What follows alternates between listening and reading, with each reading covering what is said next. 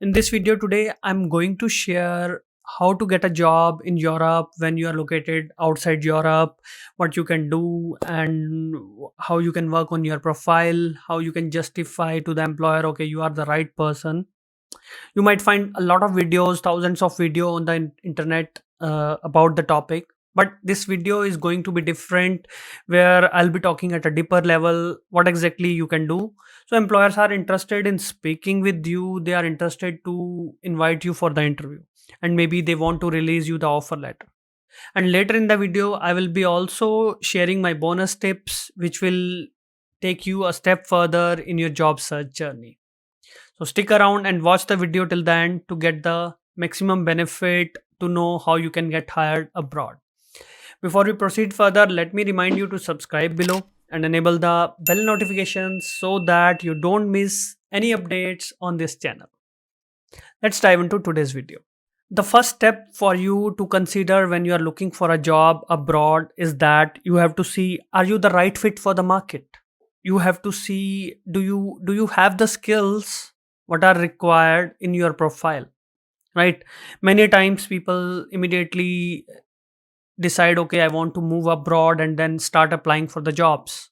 But the problem is, the biggest mistake they make is that they do not research the job market, like what kinds of jobs are available out there in the market, how you can meet the job requirements for those jobs, what you can do to improve your profile, right? So the first thing you must do when you are looking for a when you decide that you want to move abroad, you want to look for a job in any of the European country, or per se in any other country, not just European country. So you must understand the market first. And do you carry the skills? Let's say you are a salesperson, or you are a marketing guy, or you are coming from product management, or any other XYZ profile. Then do you have those skills what they are looking for? You have to understand the market first. And how you can understand the market? Go straight away on LinkedIn, and you don't have to follow any other job site. Just go on LinkedIn, look for the jobs what are being offered by employers in that particular country, and see what are their requirements. Are they looking for someone having 5 years of experience in any particular tool, or are they asking any personal skills or any kind of personality traits in you? Do you have those skills? So just try to see, compare those job descriptions and see what are the most common skills, and see, do you have those skills? If you see that, okay, if you find, okay, these are the five skills being asked by the employers in all the job requirements, in all the job descriptions, then see, do you have those skills? If you don't have those skills, then I would say do not start applying immediately. Your focus should be that how you can gain those skills. Have a roadmap for yourself. Okay, this is how I can work on these skills, how can I improve these skills, right? So once you do that, you see, okay, these are the major skills I must have, without that I cannot get the interview calls. So then start working on them immediately. And then I would not say that, okay, do not start searching, but yes, there is a way to start searching for the job while you are building those skills, okay, which I'll be sharing further in the video. So that's the most important thing. You first have to see, are you fit for the market? Do you have the skills? And once you get the answer to this question, work on your strategy. The next step for you is that, again, go back to the job description and see, as you have seen that these are the skills required in the job. Now you have to write your CV, write your cover letter, maybe other documents you have to arrange. So are all these documents, your CV, your cover letter, talking about those skills? So if your CV is not talking about those skills, those requirements, you're not going to make it, right? But again, before that, even start writing your CV, you have to see what kind of CVs are in trend, right? So maybe you're coming from a Asian country, right? Mostly in the Asian country, you might find the CVs like 4 to 5 pages long, at least most of them, right? Then Are these kind of CVs in trend, right? Are recruiters interested to read such CVs? I can tell you, when you are applying for a job in Western countries, when you look at the CVs, recruiters are basically want to know exactly in first 3 lines, are you relevant? Are you the right person for the job? Do you have something which connects with the job, which connects with the job description? If you don't have anything which matches the requirement in first 3 lines, your CV is straight away going to be rejected, right? So you have to make a CV at par as per the market. You have to work on that. Let me tell you, if you have 2 to 3 years of experience, I would say go for one page CV. You have to put everything concisely, really exact what they are looking for, and point out the things what they want. And if you are, say, more than 3 years of experience, 5 years, 8 years, 10 years, I would say still go for 2 pages CV. That is more than enough, right? You don't have to talk about your story like in 2005 I was doing this, in 2007 I was working in this company, in 2008 I was working on this technology. Nobody cares about that.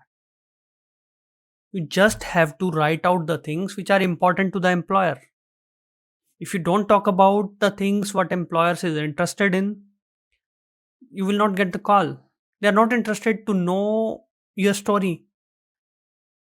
Definitely they want to know where are you coming from, where you see the connection, but they are not interested which is not relevant to the employer. So you have to have this connection, you have to have this relation which triggers the employer's mind that okay, this is the right person, I can consider him for the screening round, for example, or maybe coding test, or maybe some kind of, let's say, case study. So only then you will have the chances to get the call. So you have to focus on that. Same thing goes with the cover letter. Cover letter is not a place where you talk about your skills. I mean the hard skills. When it comes to, let's say, you are from technology, you don't have to talk about your technology in the cover letter. You don't have to talk about your sales skill. You don't have to talk about your marketing skills. You have to talk about what is common between you and the employer. Where do you fit in? How you can help the employer? What kind of challenges can you solve for the employer?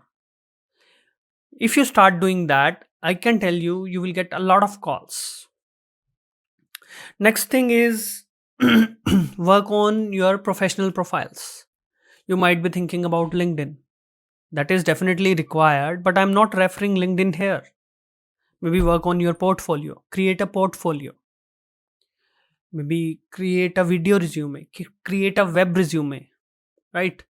When you go a step further, you do something different which catches the attention, and then employers are interested to read it further. You will have edge over other applicants, and this is where your game changes. So make sure to work on your profiles, not just LinkedIn profile, other profiles which you can have, or you can have a Git profile, maybe you have a blog, maybe you have a YouTube channel. So talk about those things, mention those things, mention what do you care about, and then employers will be interested in your profile. So this is what is required when you want to justify your application.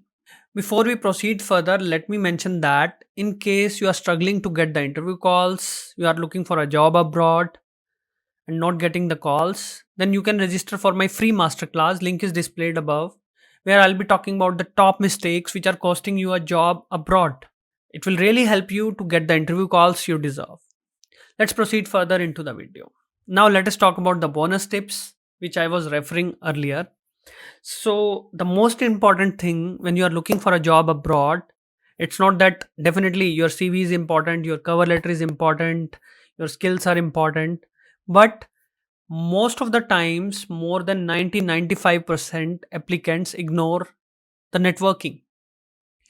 Networking takes you way beyond It shortens your journey by many months, I can tell you, because looking for a job abroad is not an easy thing. I have seen people struggling for months, for years, and they don't get a single interview call.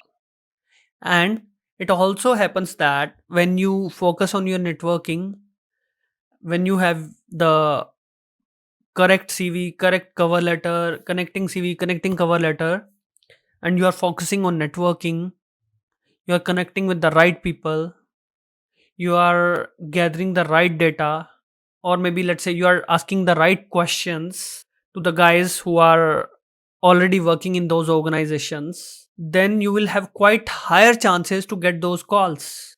Only thing required here is that you must develop that connection.